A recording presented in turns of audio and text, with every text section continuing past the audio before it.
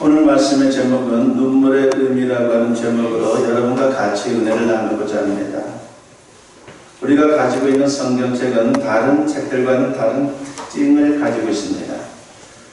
대체로 책을 쓸 때 주인공에 대해서는 미화를 하곤 하는 것이 일반적인 형태이죠. 주인공의 약점을 감추고 장점을 부각시킵니다. 그리고 때로는 과장하거나 심할 경우에는 없는 것까지 만들어서 덧붙이기까지 합니다. 그래서 주인공은 영웅처럼 돋보이게 되는 것이죠. 우리가 북한 땅에 김일성이라든지 김정일이라든지 김정은 같은 경우에도 그런 모습을 쉽게 보지 않습니까? 신처럼 그렇게 만드는 거예요. 거기만 그러는 것이 아니라 많은 경우에 이런 모습들이 일반화되어 있습니다. 그런데 성경은 그렇지 않습니다. 약점을 있는 그대로 기록합니다. 장점이 있어도 그것을 장점이라고 강조하지 않습니다. 다윗과 같이 위대한 왕도 밧세바를 범한 치명적인 죄를 있는 그대로 기록하고 있습니다. 성군이라고 말하는데 우리 같으면 기록하지 않을 것 같다는 생각도 들고, 어떻게 보면 그 당시 성경에 있어서 그 후세들이 이런 부분에 대해서 미화를 하거나 빼놓을 수도 있을 텐데 그렇지 않고 있습니다. 그리고 그것을 덮고자 자신의 죄와 그리고 부끄러운 것을 덮고자 꼼수를 쓰는 그런 치졸한 모습도 참으로 있는 그대로 기록하고 있는 것이 성경입니다. 그래서 다윗은 결코 영웅처럼 돋보이지 않습니다. 더 놀라운 것은 하나님의 아들 예수님에 대한 기록도 있는 그대로 기록을 하고 있습니다. 출생 과정을 보면 어떻습니까? 하나님의 아들 왕이다라고 말하는데 그 출생 과정도 보면 너무나도 보잘것없습니다. 예수님의 부모는 정말 내세울 것 없는 낮고 천한 사람들입니다. 그리고 탄생도 마구간 말구에서 나셨습니다. 그리고 겟세마네에서 기도하는 장면을 보게 되면요, 연약하기 짝이 없습니다. 제자들에게 내 마음이 매우 고민하여 죽게 되었으니 라고 약한 모습을 보이기까지 합니다. 그리고 기도할 때도 만일 할만하시거든 이 잔을 내게서 지나가게 하옵소서라고 어떻게 보면 부끄러운 기도를 드리고 있는 것이 예수님의 모습입니다. 심지어 십자가에서는 엘리 엘리 라마 사박다니 나의 하나님 어찌하여 나를 버리셨나이까 라고 연약한 모습으로 절규를 합니다. 더 놀라운 것은 예수님께서 우셨다는 겁니다. 그래도 명색이 하나님이신데 말입니다. 성경에는 우시는 장면을 여러 곳에서 소개를 합니다. 우선 유대 멸망을 내다보면서 예루살렘 성을 바라보며 우셨습니다. 다음으로 오늘 본문에 나오듯이 나사로의 죽음 앞에 안타까운 마음에 우셨습니다. 그리고 기도하실 때 우셨습니다. 그래서 히브리서 기자는 히브리서 5장 7절에서 이런 말씀을 합니다. 그는 육체에 계실 때 자기를 죽음에서 능히 구원하실 이에게 심한 통곡과 눈물로 간구와 소원을 올렸고 그의 경건하심으로 말미암아 들으심을 얻었느니라고 했습니다. 예수님께서 기도하실 때 심한 통곡과 눈물로 기도하셨다는 거죠. 사실 눈물을 흘린다는 것은요, 감추고 싶은 모습일 수 있습니다. 게다가 다른 사람도 아닌 인류를 구원하러 오신 메시아께서 우셨다는 것은 우리의 상식을 벗어나는 모습이기도 합니다. 그러면 도대체 성경은 왜 예수님께서 우신 그 사실을 기록한 것입니까? 예수님의 모습 가운데 성경에 기록되지 않은 것이 많고 예수님께서 하신 말씀 가운데 성경에 기록되지 않은 말씀도 굉장히 많습니다. 그런데 감추어도 될 예수님의 우시는 모습을 왜 성경은 있는 그대로 기록한 것입니까? 오늘 본문에서 우리가 그 답을 찾아보고자 합니다. 베단이라고 하는 마을에 나사로와 마르다 그리고 마리아 세 남매가 살고 있었습니다. 이들은 이미 예수님과 친분을 맺고 있던 사람들이자 아주 가까웠습니다. 그런데 갑자기 나사로가 중병에 걸렸습니다. 그래서 누이들이 급히 예수님께 이 사실을 알리게 되었고 오셔서 나사로를 고쳐주기를 청합니다. 그런데 예수님께서 일부러 늦장을 부립니다. 빨리 와야 되는데도 불구하고 바로 오지 않았죠. 여기는 다 뜻이 있었습니다. 죽은 나사로를 살리면서 부활에 관해 말씀하기 위해서 늦장을 부리신 것입니다. 예수님께서 베다니에 도착하셨을 때 이미 나사로가 죽어 무덤에 장사된 지 나흘이 지났습니다. 먼저 마르나와 마르다를 만납니다. 그리고 마리아를 찾습니다. 마리아가 위로하러 온 유대인들과 함께 예수님께 나아갔습니다. 그때 예수님께서 저들이 우는 것을 보고 비통한 마음으로 무덤의 위치를 물어봅니다. 그리고 저들과 함께 나사로의 무덤으로 갑니다. 그런데 35절을 보면 예수께서 눈물을 흘리시더라고 기록을 합니다. 예수님께서 나사로의 무덤을 보자 눈물을 흘리셨다는 거죠.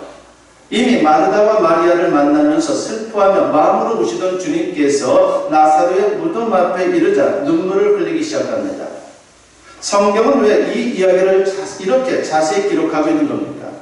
그리고 우리는 주님의 눈물을 통해서 무엇을 배울 수 있습니까?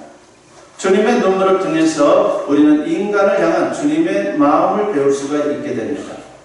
그 마음 두 가지죠. 첫째는 불쌍히 여기는 마음을 배울 수가 있습니다. 본문 33절 말씀을 보면 예수께서 그가 우는 것과 또 함께 온 유대인들이 우는 것을 보시고 심령에 비통히 여기시고 불쌍히 여기사라고 했습니다. 예수님께서 오라비를 읽고 통곡하는 마리아를 보시고 불쌍히 여겼다는 겁니다. 그렇습니다. 주님의 눈물은 인간의 슬픔을 불쌍히 여기는 마음의 표현이다라고 하는 겁니다. 우리의 아픔을 나눌라라 하는 분이 아니다라고 하는 것이죠. 우리가 슬퍼할 때 거기에 같이 참여해서 슬퍼하시는 분이다라고 하는 겁니다. 어느 책에 나오는 이야기입니다. 내용은 이런 겁니다. 마을 광장에 하나둘 사람들이 모여들기 시작했다. 그런데 모여드는 사람들 얼굴에는 하나같이 어둠이 드리워져 있었다. 한 소녀가 억울한 누명을 쓰고 지금 단두대에서 처형당하는 것을 보아야 하기 때문이다. 넋이 나간 표정으로 어느 한 곳을 힘없이 응시하던 소녀가 마침내 단두대에 올랐다. 소녀의 슬픈 죽음을 참지 못한 사람들이 여기저기서 흐느끼기 시작했다. 그리고 소녀의 짧은 비명을 듣고 그들은 두 눈을 감았다. 사람들 사이에서 흐느끼는 소리가 조금씩 커져갔다. 그 속에는 어느 누구보다도 비통한 마음으로 소녀의 죽음을 바라보는 사람이 있었다. 바로 소녀의 아버지였다. 자신의 눈앞에서 억울하게 처형당하는 딸의 모습을 지켜보는 소녀의 아버지는 이루 말할 수 없는 슬픔에 휩싸였다. 그때 마을 사람들과 함께 광장에 있던 한 화가가 붓을 들었다. 화가는 소녀의 죽음을 슬퍼하는 사람들의 비통한 표정을 화폭에 담았다. 그의 그림이 어찌나 생생하던지 그림을 본 사람들은 누구라도 눈물을 흘리지 않을 수 없었다. 그런데 그의 그림 가운데 많은 사람들 중 유독 한 사람의 얼굴만이 옷소매로 가려져 있었다. 이를 이상히 여긴 마을 사람이 화가에게 물었다. 왜 이 사람 얼굴은 옷소매로 가려져 있습니까? 그러자 화가가 침통한 목소리로 대답했다. 당신들의 슬픔은 하루가 지나면 곧 잊을 수 있는 것이기에 그릴 수 있었죠. 하지만 소녀의 아버지 얼굴은 아무리 뛰어난 화가라도 감히 그릴 수 없는 깊은 영혼에서 진심으로 우러나오는 슬픔이었기에 도저히 그릴 수 없었어. 그렇습니다. 오늘 본문의 마리아에게는 화가도 담아낼 수 없는 깊은 슬픔이 있습니다. 마리아뿐만 아니라 이 땅을 사는 사람들에게 때로는 이렇게 화가도 담아낼 수 없는 깊은 슬픔이 찾아올 때가 있습니다. 그 슬픔 때문에 고통스럽고 인생이 힘듭니다. 그런데 예수님께서 우리의 슬픔을 아십니다. 인간의 그 깊은 슬픔을 뼛속 깊이 느끼고 그 슬픔을 함께 나누기 위해서 주님은 우리를 바라보면서 눈물을 흘리십니다. 우리가 슬퍼 눈물 지을 때 주님과 함께 오신다는 사실을 기억하십시오. 우리를 향한 주님의 눈물이 있음을 기억하십시오. 그리고 거기서 위로받는 우리 모두가 되었으면 합니다. 두 번째로 주님의 눈물에서 안타까워하는 주님의 마음을 배울 수가 있습니다. 35절을 보면요, 눈물을 흘리시다라고 하는 말씀이 나오죠. 여기서 눈물을 흘리시다라고 하는 말에 해당하는 원어는 다크루라고 그렇게 표현을 합니다. 이 말은 33절에 나오는 마리아와 유대인들이 운다고 할 때 사용된 클라이오와는 다른 말입니다. 클라이오는 크게 소리내어 우는 것을 말합니다. 그러니까 마리아와 유대인들은 대성통곡했다는 것이죠. 그러나 다크로는 눈물을 흘리며 나직히 우는 것을 말합니다. 다시 말하면 내면에서 솟아오르는 눈물입니다. 그러니까 예수님은 마음 깊이 안타까움을 느끼면서 눈물을 흘리며 나직히 우셨던 것입니다. 예수님께서 나사로의 무덤을 바라보셨습니다. 얼마 전만 해도 함께하던 나사로입니다. 그러나 지금은 무덤에 장사되어 벌써 나흘이나 지났습니다. 죽을 수밖에 없는 나사로를 바라보며 안타까움에 눈물 흘리신 것입니다. 독일의 실존 철학자 가운데 칼 야스퍼스라고 하는 분이 있습니다. 이분은 원래가 철학자가 아니에요. 이분은 원래 정신과 의사였습니다. 그러던 그가 인간 실존을 사색하며 철학자의 길을 걷게 되었던 겁니다. 그런 병신의 과정에는 그만의 뼈아픈 인생 체험이 있었습니다. 독일에 나치 정권이 들어섰습니다. 정부가 야스퍼스에게 아내가 유대인이라고 하는 이유로 헤어지라고 그렇게 강압적으로 나온 겁니다. 그러니까 유대인과 살 수 없다는 거죠. 당신이 유대인과 살면은 우리가 가만두지 않겠다고 그렇게 협박을 합니다. 그가 끝내 거절하자 하이델베르크 대학의 교수직을 박탈했습니다. 그는 자기 힘으로 어쩔 수 없는 상황에 내몰리게 됐던 것이죠. 그런데 거기다가 같은 시기에 가까운 친구가 있었습니다. 그 친구가 바로 하이데거라고 하는 사람입니다. 바로 이 하이데거 때문에 크게 실망을 했습니다. 하이데거는 나치 정권의 강압을 견디다 못해서 정권에 적극적으로 협력을 하게 되죠. 그러면서 프라이부르크 대학 총장으로까지 출세를 하게 됩니다. 이를 바라보는 야스퍼스는 하이데거를 변절자로 용만 할 수 없는 상황이 있다고 하는 것을 깨닫게 됩니다. 그러니까 그 사람을 무조건 비난할 수 없다는 것을 알게 되었어요. 이렇게 야스퍼스는 인간에게는 자기 힘으로 어쩔 수 없는 상황이 있다는 것을 깨닫게 됩니다. 그리고 그런 상황을 한계 상황이다라고 그렇게 불렀습니다. 그러면서 이 한계 상황을 누구나 그 앞에 섰을 때 좌절할 수밖에 없는 일종의 벽과 같은 것이다라고 설명을 했습니다. 이 한계 상황의 대표적인 것이 죽음이라고 하는 것입니다. 그리고 그는 이 한계 상황을 극복하는 것을 그의 철학의 중심 주제로 삼았습니다. 그렇습니다. 인간은 누구나 한계 상황을 만납니다. 그 앞에 섰을 때에 좌절할 수밖에 없는 벽을 만납니다. 오늘 본문에서 나사로에게는 죽음이 그 한계 상황입니다. 그리고 어떤 사람에게는 해결할 수 없는 인간관계가, 또 어떤 사람에게는 치유할 수 없는 질병이, 또 어떤 사람에게는 탈출구가 없는 절박한 삶의 형편이 그 한계 상황일 수가 있어요. 그런데 예수님께서 이런 인간의 한계 상황을 잘 아십니다. 그리고 그 한계 상황 앞에 서 있는 인간을 보면서 주님은 안타까워하십니다. 그래서 눈물 지으신 것입니다.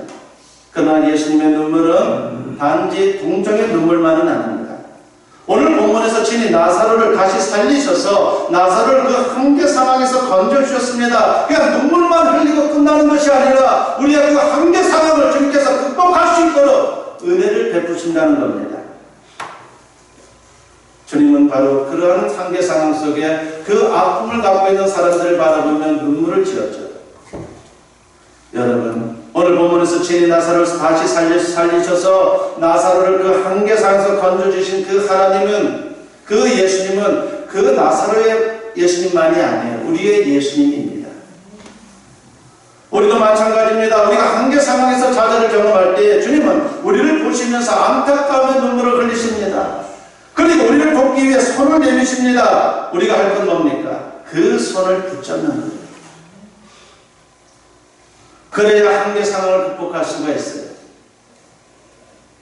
인격과 실력을 겸비한 인재 양성으로 유명한 학교가 있죠. 거창고등학교가 바로 그 학교입니다. 시골에 있는 학교. 그러나 이 학교는 아주 아시는 분들은 참으로 대단한 학교다라고 그렇게 칭찬하는 학교예요. 신앙으로 학교의 모든 교육이 진행이 되고 그런 기독교 정신으로 아이들을 또한 기르면서 각 사회 각 분야에서 참으로 중요한 역할들을 감당하는 인재들을 양성하는 학교입니다. 처음부터 이 거창고등학교가 유명했던 건 아니죠. 처음에는 아주 보잘것없는 학교였어요. 우리가 흔히 옛날에 제가 초등학교 때 이렇게 원주 초등학교를 지나가면서 우리 아이들이 외치는 게 있었죠. 원주 초등학교, 원주인데 당시에는 원주 국민학교 똥통이라고. 그러면 그 학교에 있는 우리 원주 국민학교 친구들이 우리를 바라보면서 명문 국민학교 똥통이라고 그렇게 불러요. 형편없다는 거죠. 근데 바로 이 거창고등학교가 진짜 똥통과도 같은 학교였어요. 정말 실력 없는 아이들만 가는 학교예요. 그런 학교가 지금은 대단한 학교가 되었죠. 들어가고 싶어도 들어갈 수 없는 참 힘든 그런 학교가 되겠습니다. 그 학교의 전영찬 교장 선생님이 바로 그 일을 만드신 분입니다. 지금은 물론 부인이 되셨어요. 그분은 미국 유학을 마치고 돌아와서 새로운 고등교육을 시도해 보려고 하는 부푼 꿈을 가지고 이 학교에 부임을 했습니다. 그런데 그 당시 너무 학교에 부채가 많아서 아무리 갚으려고 해도 도저히 갚을 수가 없었어요. 그러니까 속수무책입니다. 그래서 이분이 성경, 찬송, 그리고 담요 한 장을 가지고 거창읍에서 약 40리 떨어진 산 중턱에 있는 동굴로 들어가서 자리를 펴고 일주일 동안 금식 기도를 시작했습니다. 하나님, 제가 미국 유학 갔다 와서 이 나라에 새로운 고등교육을 해보려고 하는데 이렇게 초반부터 부도를 맞게 되었으니 어떻게 해야 합니까? 하나님 해결할 수 있도록 도와주세요라고 그렇게 계속해서 밤낮으로 부르짖었습니다. 이렇게 4월 동안 죄로 매달려 부르짖어 기도를 했습니다. 참으로 간절한 마음으로 말입니다. 근데 4월이 지나도록 아무런 응답도 없고 가슴도 답답했어요. 그래서 4월째 밤부터 기도의 내용을 바꾸었습니다. 좀 더 강하게 기도해야겠다 싶어서 기도의 내용을 바꾼 겁니다. 하나님, 아무리 기도해도 마음이 답답합니다. 응답의 확신이 없습니다. 그러면서 하나님을 윽박지르는 기도를 합니다. 하나님 정 그러시다면 저도 생각이 다 있습니다. 제가 일주일 동안 금식 기도를 마치고 서울에 올라가랍니다. 그리고 동아일보에다가 하나님은 안 계십니다라고 광고를 내겠습니다. 그렇게 하나님을 협박하는 기도를 드렸습니다. 이렇게 하나님을 협박하는 기도를 하고 나니까 가슴이 뻥 뚫리는 느낌이 왔어요. 얼마나 시원한지 몰라요. 그렇게 일주일 기도를 하고 산에서 내려와서 학교에 가서 이제 서목가에 편지가 와 있다라고 해서 그 편지를 받았습니다. 그 편지는 조국이라고 하는 미국의 한 성도가 수표를 보낸 그 편지였어요.